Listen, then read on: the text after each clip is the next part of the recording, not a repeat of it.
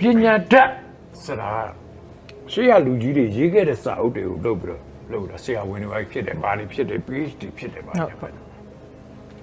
ဒီဘက်ပိုင်းကပညာရှိလို့ခေါ်တယ်ပညာရှိဆိုတာ तू ကတီထွင်တယ်ဟုတ်တီထွင်ပြီးတော့ तू ကအဲ့ဒီ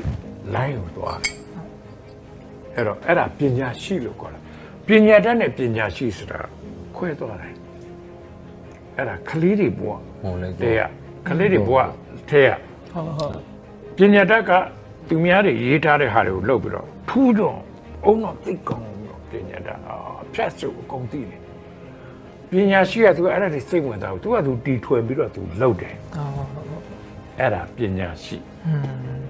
အဲ့တော့ငါညီတို့မှာမွေးလာတဲ့အခါမှာကိုယ်ပေးလိုက်တဲ့အခါမှာ relax လုပ်တာကိုယ်ဘယ်လိုက်သွားရမလဲဆိုတော့ तू က तू ပေါ်လာလိမ့်မယ်ဟုတ်အဲ့တော့ကပိုင်းတစ်ခုလုံးမှာတီထွင်သွားတာတွေအကုန်လုံးပညာတတ်မဟုတ်ပညာရှိကတီထွင်သွားတာဟုတ်ဒါလေးကိုပြောချင်တယ်အဲ့တော့အရာရာစိတ်အားမငယ်နဲ့ကိုယ်ကိုမွေးဖွားလိုက်တယ်ဖြစ်လာတယ်လက်ခတ်ကနေကိုယ်ကိုလှုပ်ပေးလိုက်တယ်ကိုယ်ဘယ်လိုက်သွားမလဲရင်ထဲမှာရှိတဲ့ line ကိုသွားပညာတတ်ကိုသွားမလားပညာရှိကိုသွားမလား